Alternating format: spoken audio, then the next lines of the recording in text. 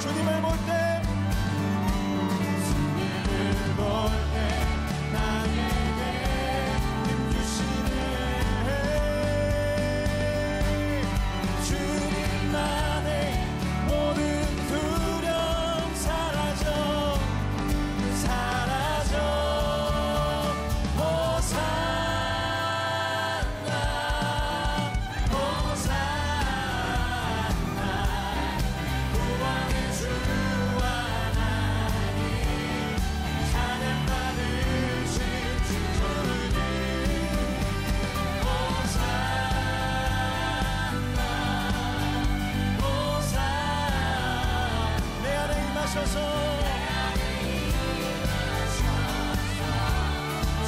한 번 더 찬양하겠습니다. 호산나 다윗의 자손께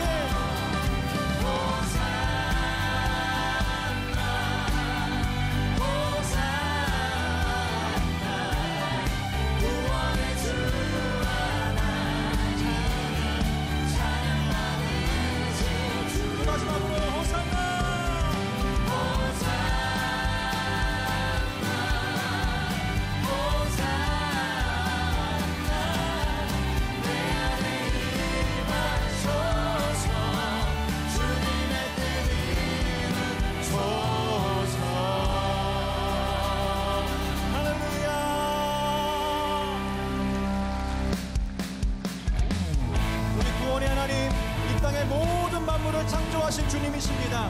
주님께는 불가능이 없고요, 주님보다 더 큰 문제는 없습니다. 우리 창조주 되시는 우리 주님을 함께 찬양합시다. 할렐루야. 지으신 모든 생애 내 마음속 내 그리워볼 때 하늘의 별 울려 퍼지는 외성 주님의 권 그 우주의 찬 주 하나님 지으신 모든 생애 주 하나님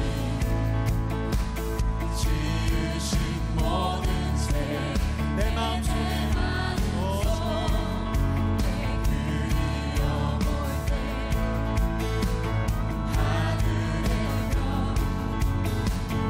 울려 퍼지는 외성 주님의 권 그 우주의 찬양 주님의 높고 위대하신 내 영혼이 찬양하니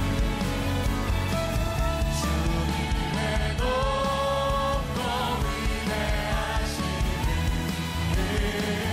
내 영혼이 찬양하네. 숲속이나 험한 산골짜기에서 쥐저드는 저 새소리들과 고요하게 흐르는 시냇물을 주님의 손을 노래하고 주 하나님 독생자 아낌없이 주 하나님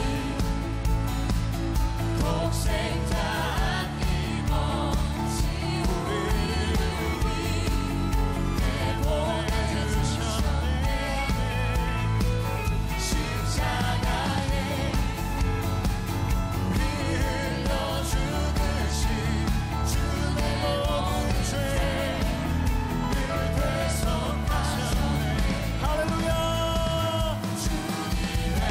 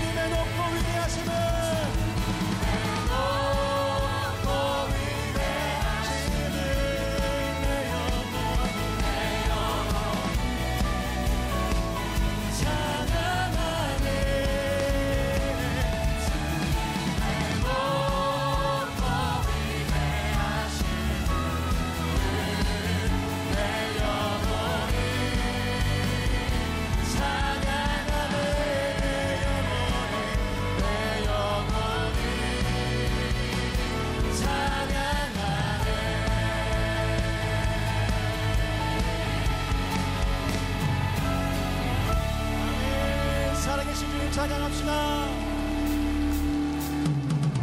주 하나님 독생자 예수 날 위하여 오시었네. 아멘. 내 모든 죄 다 사하시고 죽음에서 부활하신 나의 구세주 예수님을 살아계신 주 나의 참된 소망 걱정 끝이 선포합시다. 전혀 없네.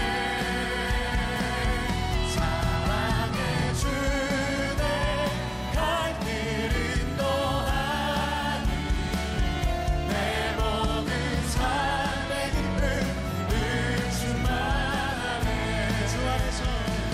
주 안에서 거듭난 생명 우리 주님이 우리를 도우십니다. 주의 사랑 참 기쁨과 확신 가지고 예수님의 도우심을 믿으며 살기. 그 언젠가 주될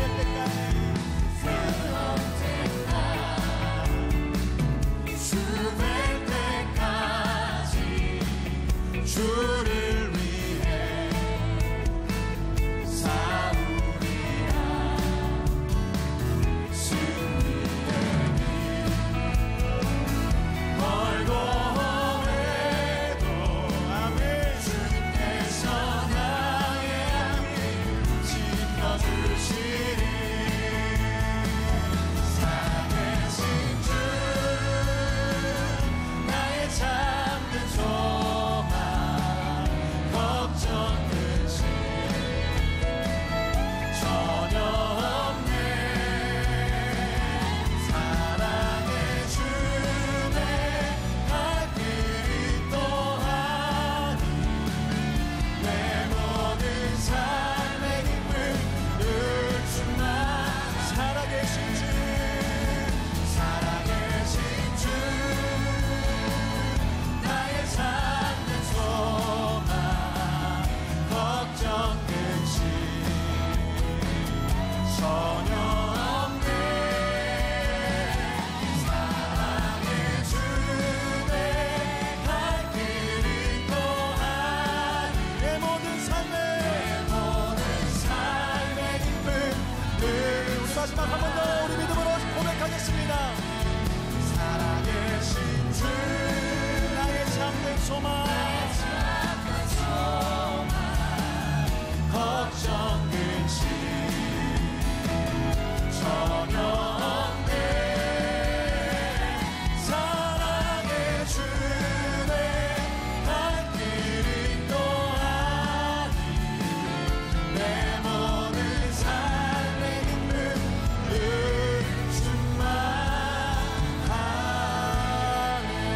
충만하네. 우리 살아계신 하나님 앞에 큰 감사와 영광의 박수 주십시다. 할렐루야.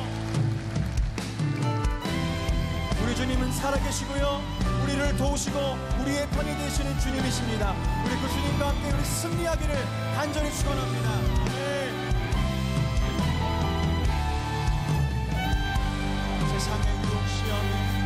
세상의 유혹 시험이 내게 몰려올 때에 나의 힘으론 그것들 모두 이길 수 없네. 거대한 폭풍 가운데 위축된 나의 영혼 어찌할 바를 몰라 헤매이고 있을 때 주를 찬양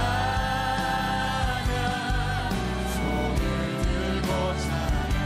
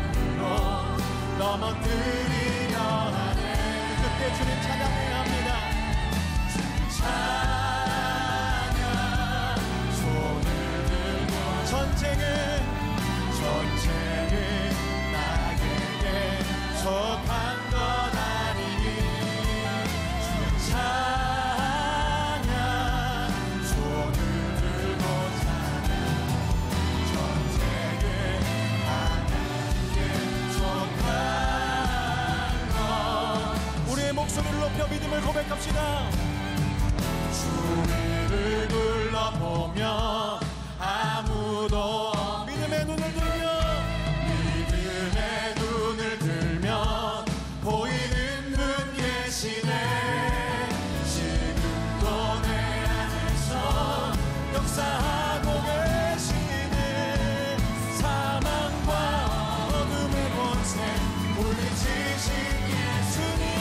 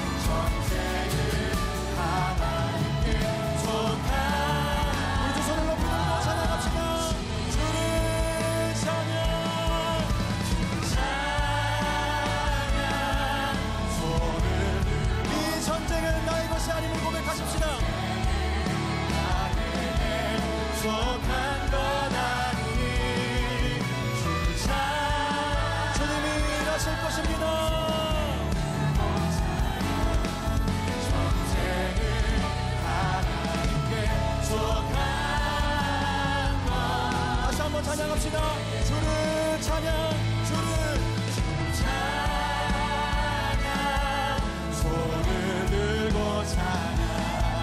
전쟁은 나에게 속하자니 주를 찬양, 손을 들고 찬양. 전쟁은 나에게 속하자니 눈을 들어 주를 보라. 눈을 들어 주를 보라. 내 모든 염려 주께 맡겨라. 슬플 때에 주님의 얼굴 보라. 사랑의 주. 우리 마지막 한 번 더 우리 믿음을 고백하겠습니다.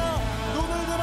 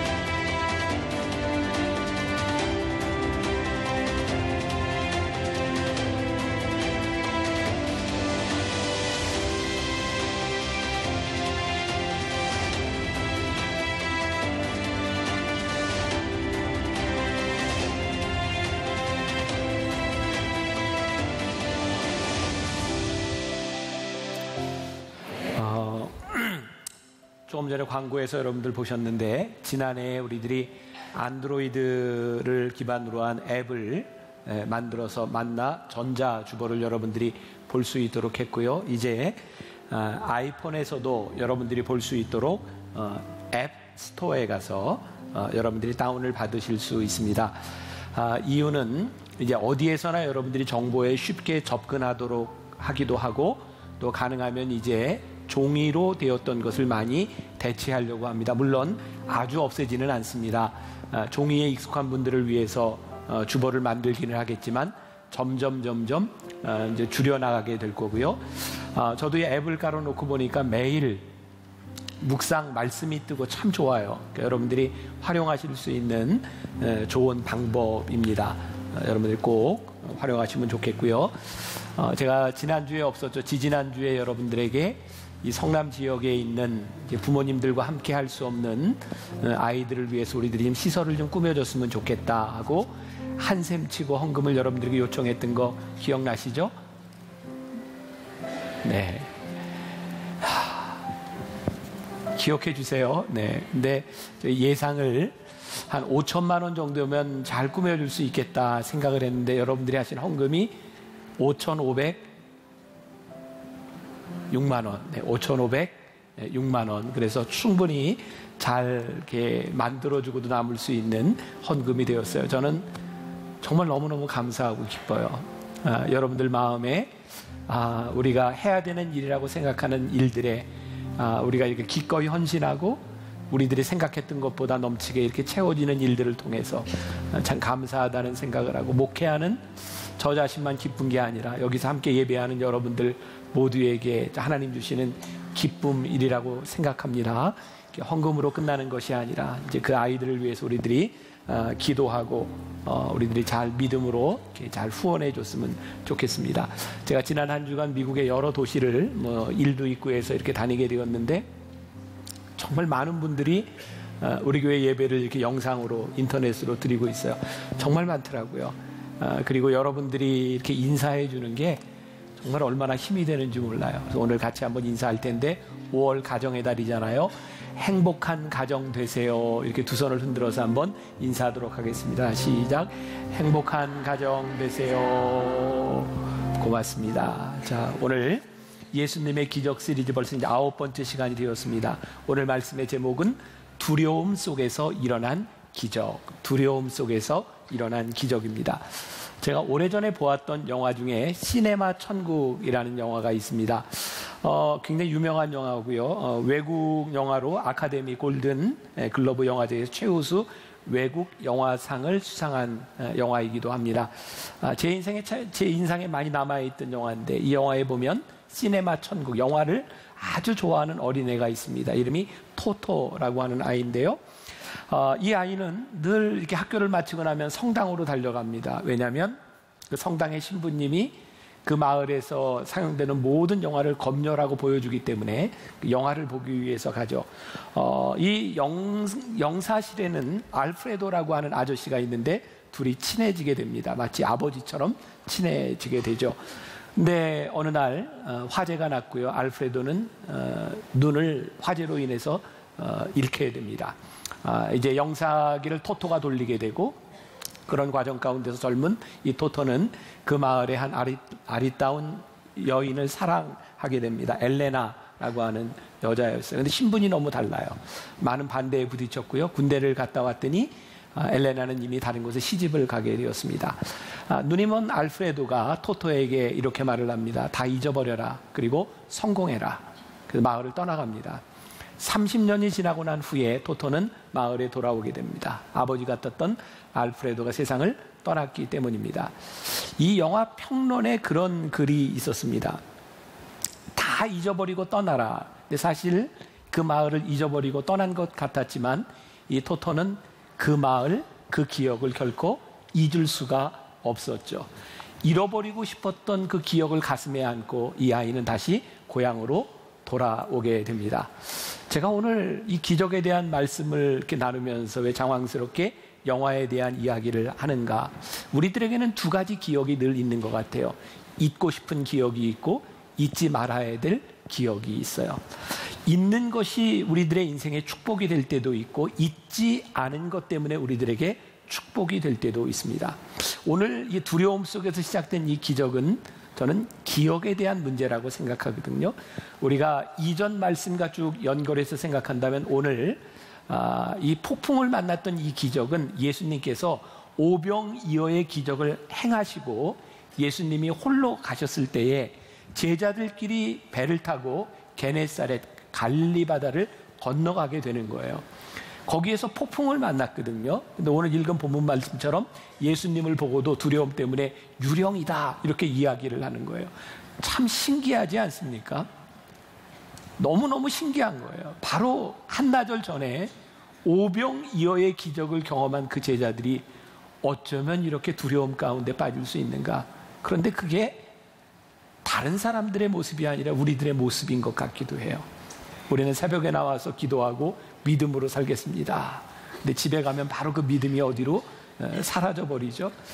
우리가 뜨겁게 기도하고 하나님이 확신을 주신 것 같은데 조금만 힘든 상황을 만나게 되면 그 믿음은 자취 없이 사라져 버릴 때도 참 많은 것 같습니다.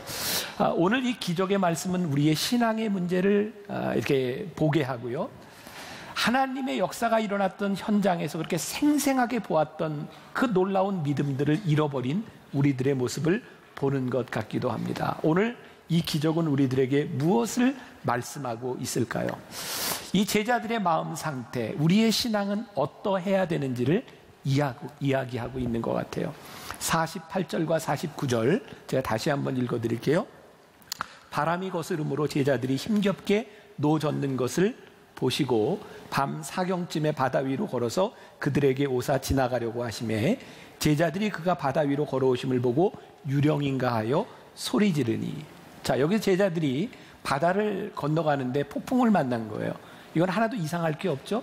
우리 인생에는 어떤 폭풍이든 힘든 일들을 만나게 되어 있습니다. 제자들이 열심히 노를 졌습니다. 이것도 문제될 게 하나도 없어요. 우리의 인생에 문제가 생기면 우리는 해결하려고 열심히 노력합니다. 또한 오늘 밤사경이라고 하는 것 가장 어두운 시간입니다. 사실 우리 인생의 어려운 순간들은 진짜 엎친 데 덮친 격으로 힘들 때 어려운 일들이 다가올 때가 참 많은 것 같아요. 근데 문제는 뭡니까? 예수님께서 제자들에게 걸어오시는데 제자들이 그 예수님, 바로 한나절 전에 오병이어의 기적을 행하셨던 예수님을 바라보며 주님 이렇게 고백한 것이 아니라 유령인가 보다. 그들은 두려움 가운데서 더 두려워지기 시작하는 거죠. 우리들에게 찾아오는 두려움에 대한 문제들은 사실 실체에 대한 문제보다는 우리 마음속에서 생각하는 것들이 훨씬 더 두려움을 극대화시킬 때도 많이 있습니다. 어쩌면 오늘 예배를 드리고 있는 여러분들 마음 가운데 찾아온 두려움의 실체보다 여러분들을 더 두렵게 하는 것은 무엇인가? 이스라엘 백성들이 출애굽해 가는 과정 가운데서 가데스 바네아에서 정탐꾼을 보냈던 것을 여러분들 아시죠? 12명의 정탐꾼을 보냈는데 그들이 가서 보니까 얼마나 거기에 있는 가나안 족속들이 큰지 그들에 비하면 자기들은 뭐라 그러죠? 우리는 메뚜기 같다. 이걸 메뚜기 컴플렉스라고 이야기를 합니다. 두려움이 생기면 자기가 작게 보이는 거예요. 아무리 가나안 족속이 커도 메뚜기 같겠습니까? 근데 이것이 두려움이라고 하는 거죠. 사실 우리들에게 실체의 문제가 아니라 우리들에게 찾아오는 두려움이 우리를 더욱더 무섭게 만드는 거죠. 말씀을 준비하는 중에 읽었던 어떤 글에 뭐 직접적으로 연관이 되는 건 아닐 수도 있는데요. 아마 특히 남자들 같은 경우에 우리 교회 안에도 제가 이제 특별 새벽 기도회 때 이런 기도 제목을 보면 이 포르노 때문에 힘들어하는 사람이 참 많아요. 저도 어린 시절을 지났고요. 똑같이 중고등학교를 지났습니다. 아마 남자들이라면 한 번쯤 그런 만화 내지는 이런 것들을 도색 잡지라고 하죠. 이렇게 경험할 수 있어요. 우리의 인생의 여정 가운데 남자든 여자든 혹은 여러분들이 경험하는 모든 것들 중에 우리들이 기억하고 경험하는 것들이 있습니다. 이게 통과 의례 같은 것들이 있죠. 근데 문제는 뭐냐면 우리들이 경험했던 일들이 우리 머릿속에 길을 낸다는 거예요. 제가 읽었던 책 가운데 그런 논문을 쓴 사람이 있어요. 포르노그래피로부터의 자유라고 하는 그런 논문을 썼는데 미국 휘튼 대학교의 심리학 교수입니다. 어린 시절에 보았던 그 영상이 우리 머릿속에 남아있음으로 인해서 자꾸 그 기억이 그 길을 따라간다는 거예요. 두려움이라고 하는 것도 우리들의 인생의 어떤 기억 가운데 그것이 길이 나기 시작하면 계속해서 거기를 벗어나지 못합니다. 여러분, 물이 쫄쫄쫄쫄쫄 흐르는 것 같지만 그 물길이 점점 커지는 것처럼 우리들의 기억의 길이 정해지면 그것이 우리를 무섭게 만들 수도 있는 거예요. 그래서 저는 말씀을 준비하면서 그런 생각이 들었어요. 우리 인생의 이런 두려움과 이 모든 것들을 경험하지 않고 살아갈 사람들은 아무도 없는데 문제는 우리의 기억 속에 내어진 그 길을 어떻게 우리들이 바꾸느냐에 대한 문제입니다. 두려움을 우리들이 어떻게 바꾸느냐에 대한 문제죠. 오늘 기적은 바로 보는 것에 대한 이야기거든요. 보는 것, 우리 마음에 새겨진 것에 대한 이야기거든요. 예수님의 제자들이 보았던 능력의 주님, 그것이 기억에 남아있는가 아니면 두려움이 남아있는가에 따라서 그들에게 일어나는 일들이 달라지는 거죠. 오늘 말씀이 우리들에게 주는 신앙적인 도전, 질문이기도 합니다. 여러분들의 머릿속에는 어떤 신앙의 길이 있습니까? 이런 신앙의 길을 우리는 좀 다르게 표현할 수 있어요. 그래서 우리가 영성이라고 표현을 합니다. 그래서 영성이 좋아? 영성이 나죠? 아무튼 우리들의 영성이 이렇게 깊을 때는 우리들이 생각하는 것이 틀리고 우리들이 두려움을 이길 때도 참 많이 있는 거죠. 제가 지난해 설교할 때 많이 인용했던 헨리 나우엔의 책이 있어요. 두려움에서 사랑으로. 헨리 나우엔은 우리들이 영성을 개발하는 방법이 있다라고 말을 합니다. 그러니까 우리의 인생에 믿음의 길을 내는 방법이 있다는 거죠. 헨리 나우엔은 4가지를 이야기하는데 오늘 말씀의 주제하고는 관계가 없지만 여러분들에게 도움이 될 것 같아서 소개하는 겁니다. 첫 번째는 거룩한 독서가 영성 개발에 도움이 된다. 자, 이 거룩한 독서하면 뭔지 대충 여러분 아시겠죠? 성경을 보는 거예요. 거룩한 독서. 여러분 성경은요, 우리들에게 정보를 주는 책이 아니에요. 근데 많은 사람들이 성경을 대할 때 이 성경이 나에게 무슨 도움이 될까라는 생각으로 성경을 볼 때가 있어요. 근데 헨리 나우엔은 이런 표현을 씁니다. 성경은 분석과 지식, 토론의 대상이 아니라 머리와 가슴을 이어주는 거룩한 독서다. 그러니까 우리의 믿음을 우리의 가슴으로 이어주는 것이 거룩한 독서가 될 때 영성이 생기는 거죠. 근데 가만히 보세요. 우리들은 성경을 이용하려고 할 때가 참 많아요. 저는 목사이기 때문에 훨씬 더 그렇습니다. 이 말씀을 가지고 어디 가서 써먹지? 어떤 설교를 하지? 그러니까 이 성경을 보면서 어떻게 내가 사용할까를 생각할 때가 참 많은 거죠.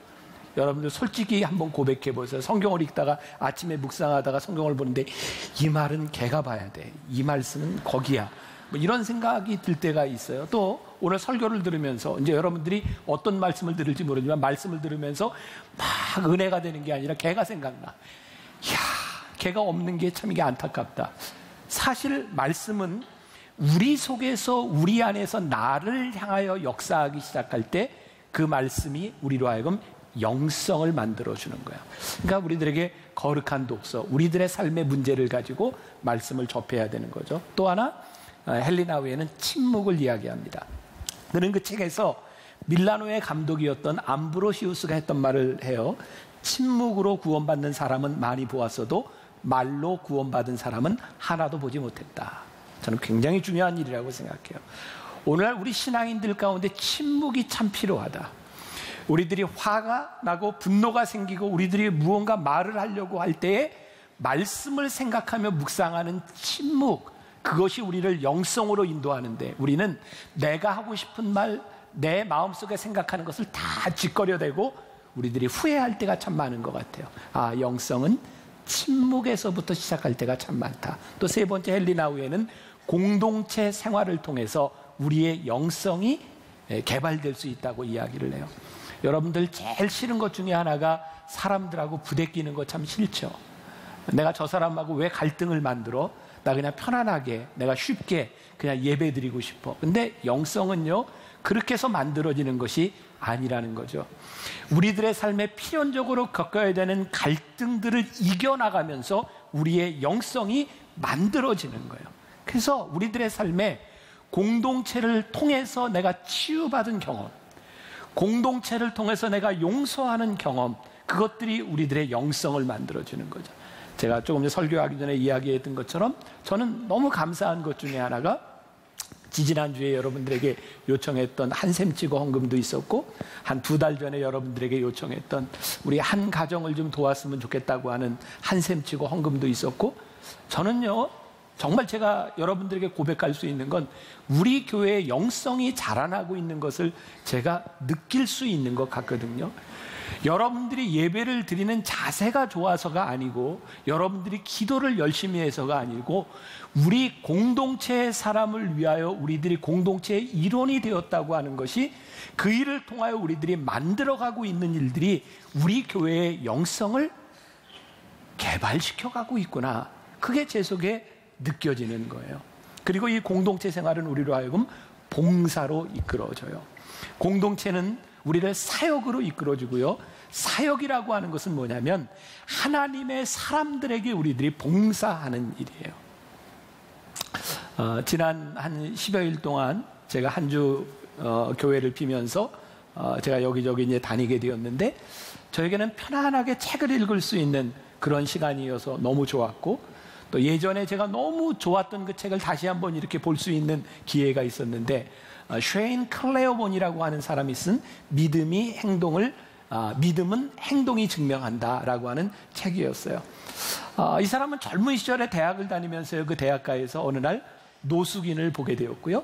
노숙인들과 함께 생활을 하면서 그가 할 일을 찾게 됩니다. 그의 책에서 이런 말을 해요. 자기는 노숙자들 속에 있는 예수님을 보았다.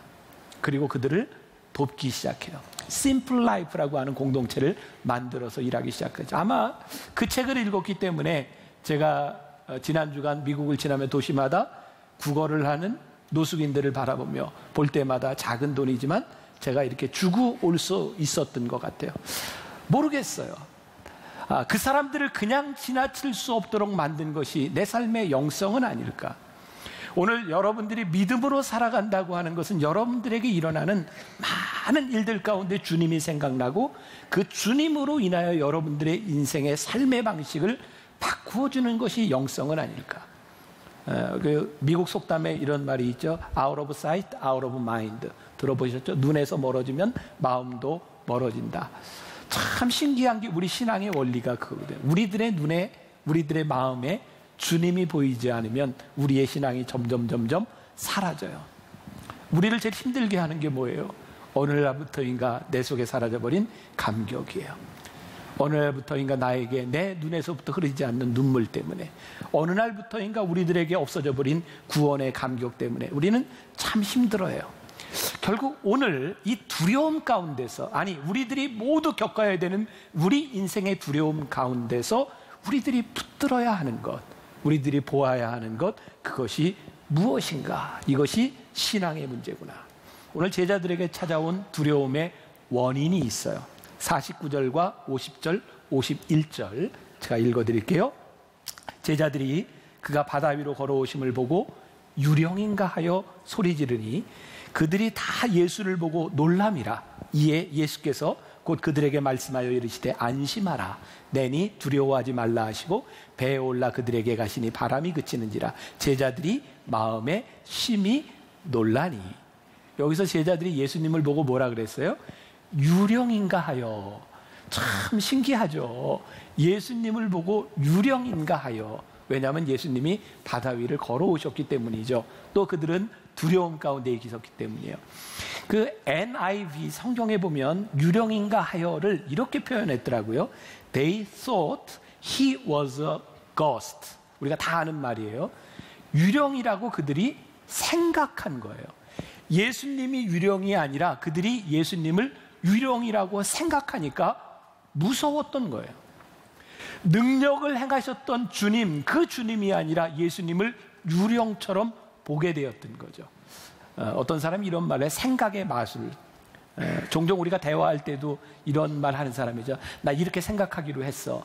그런 사람 보면 참 무서워요. 더 이상 대화가 안 돼요. 그렇게 생각하기로 했대는데 마음이 바뀌어지지를 않아요. 우리들의 생각이 참 중요하거든요. 우리들이 믿음으로 무엇을 보느냐. 제가 언젠가도 이야기했지만 오늘 제가 하는 이야기가 아마 많은 분들에게 도움이 될 것 같아요. 제가 만나교회 목회를 하면서 제일 힘든 것 중에 하나가 10년 전, 거의 10년 전이에요. 저에게 찾아온 병이죠. 저에게 공황장애가 시작이 된 거였어요. 근데 이 공황장애라는 놈은요, 끝이 나지를 않더라고요. 그러니까 제가 조금만 제 체력을 넘어서든지 제가 감당할 수 없는 상황이 되면 공황장애가 와요. 이 공황을요, 영어로 패닉이라 그래요. 패닉. 여러분들 누군가에게 도움이 될 것 같아서 하는 이야기예요. 패닉이라고 하는 말이 막 공황 상태에 이렇게 빠져드는데 이것은 아주 현실적이지 않습니다. 현실적이지 않은데 그것이 느껴지는 거예요. 사실 제가 한 10여일 정도 이렇게 해외를 나가면서 시차가 바뀌고 하면서 저에게 이제 그런 현상들이 와요. 제일 힘든 건 가슴이 막 뛰는 거죠. 그리고 식은땀이 나고 힘들어요. 쓰러질 것 같아요. 근데 제가 알아요. 이거 안 쓰러지거든요. 제가 아마 몰랐다면 응급실을 찾아가야 될 일이지만 제가 이걸 아는 거예요. 제가 이 공황장애를 치료하는데 굉장히 중요하게 생각하는 두 가지가 있었어요. 하나는 의사 선생님이 저에게 처음에 한 말이었어요. 치료받으러 오는 환자 중에 제일 힘든 환자가 목사님들입니다. 말을 정말 안 들어요. 말을 안 듣는다 그러더라고요. 근데 제가 이 공황장애라고 하는 것이 정신적인 문제가 아니라 제 삶의 밸런스가 깨지거나 체력에 문제가 생기거나 호르몬에 문제가 생겼을 때 패닉이 올 수 있기 때문에 제가 말을 잘 들어야 되겠다고 생각했어요. 건강을 잘 지켜야 되겠다고 생각했어요. 그래서 의사 선생님 말을 잘 듣고 약을 잘 먹었던 것 같아요. 또 하나는 나에게 오는 이 패닉이라고 하는 현상이 현실이 아니라면 하나님은 나를 쓰실 때까지 쓰셔. 굉장히 힘들어요. 두려워요. 그런데 하나님께서 내 생명을 주관하시고 하나님이 나를 쓰실 때까지 쓰셔라고 하는 그 담대함을 제 속에 가지려고 하는 거예요. 이 중에 혹시 공황장애와 우울증 이런 병으로 굉장히 힘들어하는 사람이 있다면 그것은 실체에 대한 문제가 아니라 우리들에게 찾아오는 두려움에 대한 문제거든요. 예수님의 제자들이요, 그 풍랑 가운데서 그들이 공포에 질려 있었어요. 예수님께서 제자들에게 뭐라고 얘기하냐면 안심하라 이렇게 말씀하시거든요. 이것도 NIV 성경에 보면 그냥 안심하라고 되어 있는 것이 아니라 영어로는 take courage라고 하는 말을 쓰고 있어요. 뭐예요? 용기를 내라 그 말이에요. 오늘 이런 병에 대한 문제뿐만 아니라 저는 오늘 이 자리에 예배를 드리고 있는 우리들 가운데 다 정도가 틀릴지 모르지만 우리들에게는 두려움이 있는 거예요. 우리들이 하나님을 만난 체험도 있는데 우리들에게 생생한 믿음의 기억이 있는데 그것이 어디로 사라져 버렸는지 주님이 보이지 않고 우리들에게 찾아오는 두려움이 있는데요, 우리 주님께서 우리들에게 뭐라고 말씀하시냐면 용기를 내라는 거예요. 그리고 저는 이게 내니라고 하는 말이, 제가 이렇게 영어를 잘하는 사람은 아닌데 이런 표현은 참 좋더라고요. It is I, 나야. 그러니 용기를 내. 오늘 주님께서 우리들에게 찾아오셔서 하는 말씀이 내니 용기를 내. 예수님이 눈에 보이지 않게 되자 제자들이 예수님의 능력을 다 잃어버린 거예요. 예수님이 나타나셨는데 유령처럼 보인 거예요. 두려움이 극대화된 거예요. 근데 예수님이 우리들에게 찾아오셔서 하시는 말씀이 뭐냐면 내니 용기를 내. 두려워하지 마. 그리고 그들의 두려움의 정체가 무엇이냐면 52절에 보니까 이는 그들이 그 떡 되시던 일을 깨닫지 못하고 도리어 그 마음이 둔하여졌음이니라 그래요. 제가 조금 전에도 이야기했죠. 반나절 전에 예수님께서 그 떡을 떼어서 오병이어의 기적을 일으키셨던 그 일을 깨닫지 못하고 그들의 마음이 두려워져서 지금 그들이 두려움 가운데 빠져 있다는 거예요. 오늘 이 말씀의 평행 본문이 마태복음 14장에도 나와 있어요.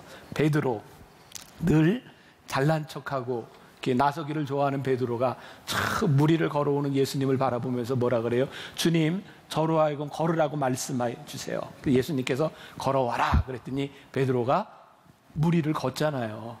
참 베드로 대단하지 않아요? 무리를 걷다가 또 이렇게 파도를 보고 쑥 빠져서 주님 저 붙잡아 주세요. 참 우리 모습이에요, 우리 모습. 막 설교를 들을 때는 가슴이 와, 말씀을 들으니 뭔가 될 것 같아. 근데 이렇게 나갈 때 되면 또 다 잊어버려요. 아무튼 우리의 모습이, 이 예배 드릴 때 은혜스러운 여러분들의 모습이 주차장에서 싸우는 모습으로 변하는 걸 보면 참 이건 기적 중에 기적인 거예요. 남 얘기가 아닌 거예요. 그럼 베드로가요, 그렇게 생생하게 주님을 기억하면 베드로가 어떻게 무리를 걸어오시는 주님을 바라보며 주님, 저로 하여금 걷게 해주세요 말할 수 있었을까요? 바로 전에 무슨 일이 있었어요? 베드로가 예수님을 고백한 거예요. 어디에서? 가이사랴 빌립보에서.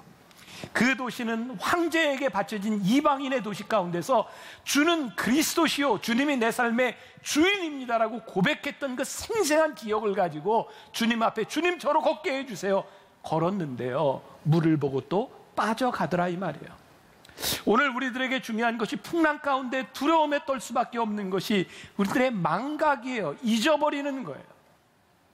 지난 주간에 제가 읽었던 책 중에 책을 여러 권 봤거든요.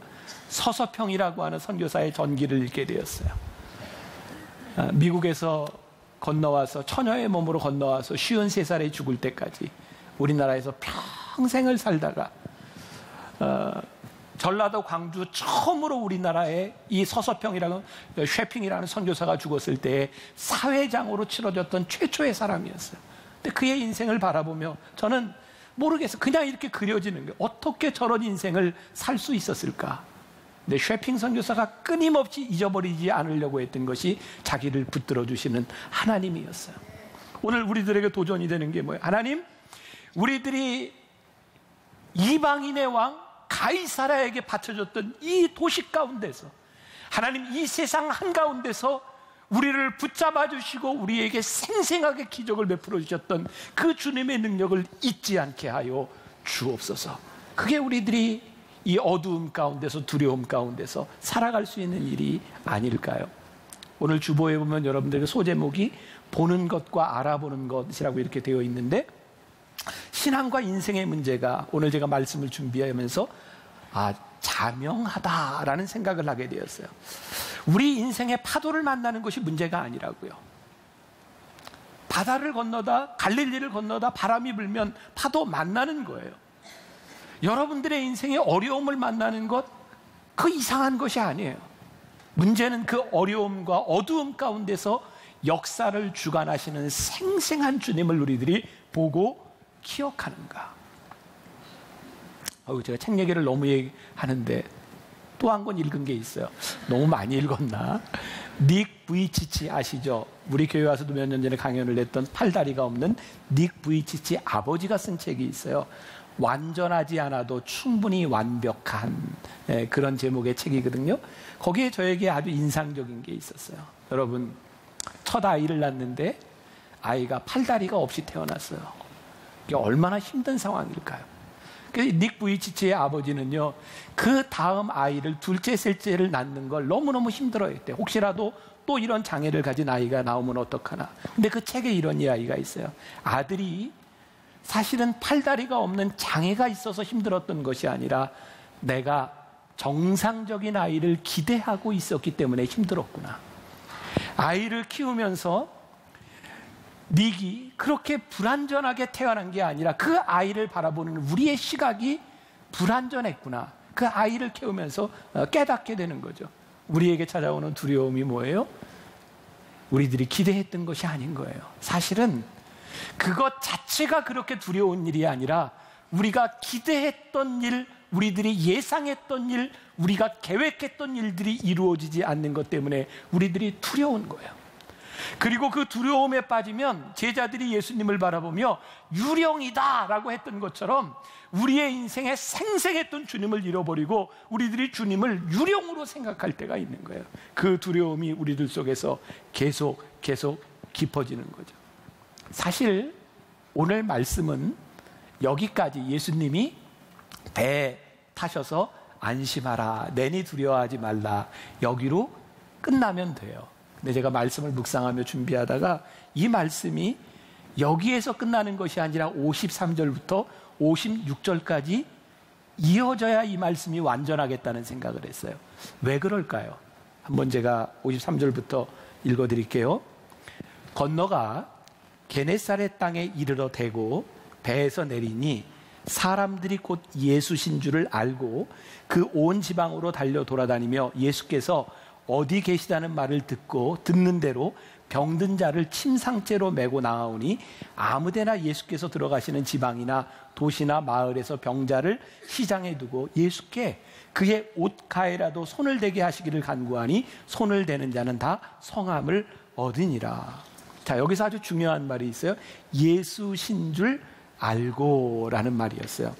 여기서 예수신 줄 알았다라고 하는 말이 무슨 의미일까요? 이분이 예수님이구나, 이런 차원일까요? 아니에요. 예수님이 어떤 분이신지를 알았다는 거예요. 예수님이 여기 오시기까지 예수님이 어떤 일을 행하셨는지를 알았다는 거예요. 그냥 자연인으로서 예수님을 보고 예수님이구나가 아니라 그분의 능력이 어떠신지를 알았기 때문에 그 예수님을 알아보고 그들이 행한 일들이 여기에서 나타나고 있는 거예요. 예수님인 줄 알고 그들에게 생긴 게 뭔지 해서 기대였어요.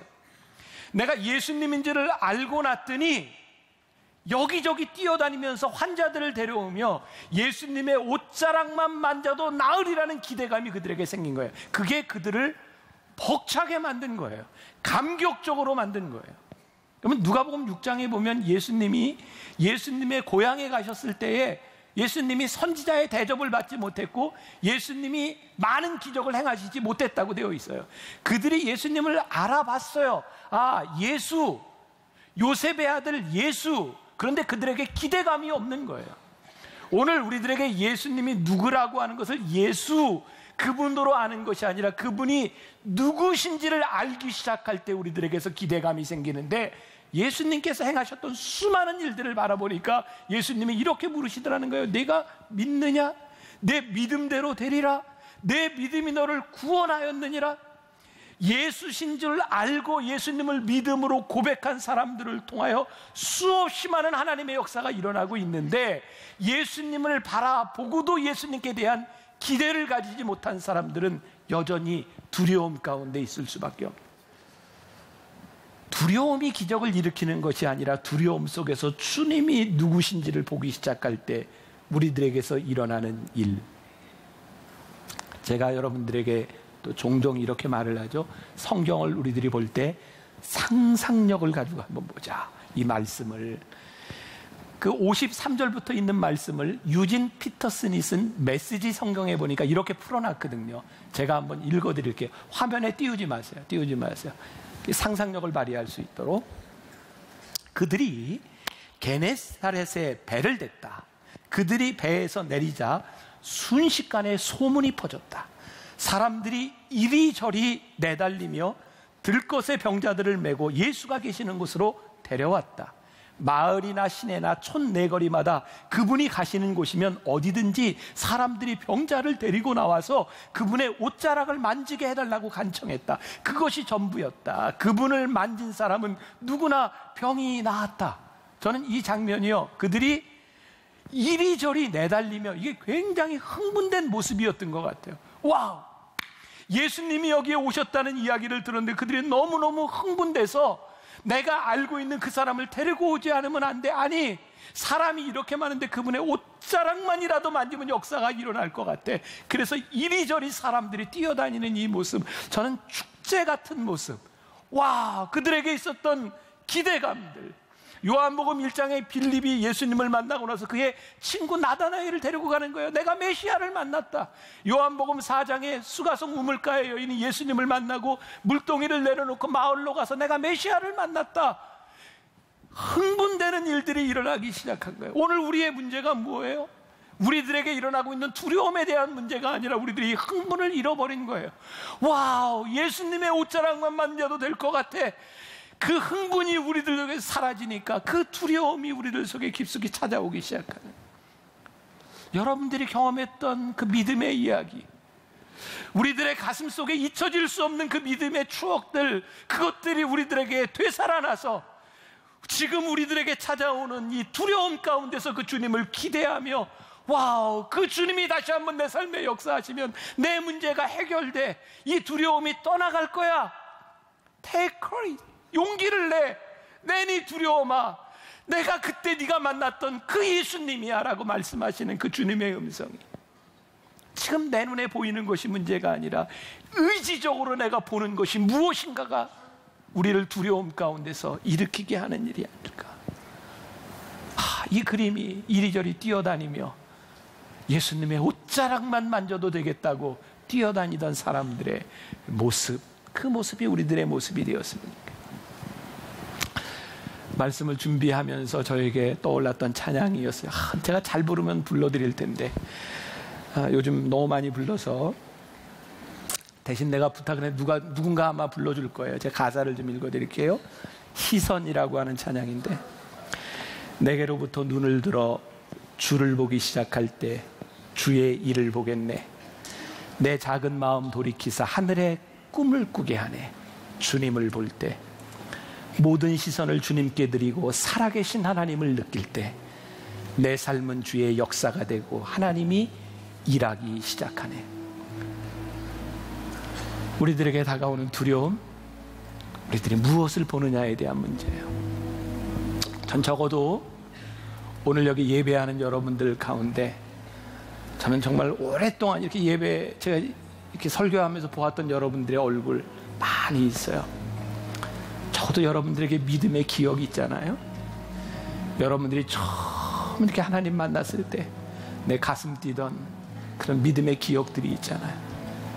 그런데 우리들에게 두려움이 와요. 힘들어요. 아파요. 근데 우리 주님이 이렇게 말씀하세요. 두려워마. 내니 두려워마. 용기를 내. 이리저리 뛰어다니며 주님의 옷자락만 만져도 내가 나을 수 있어.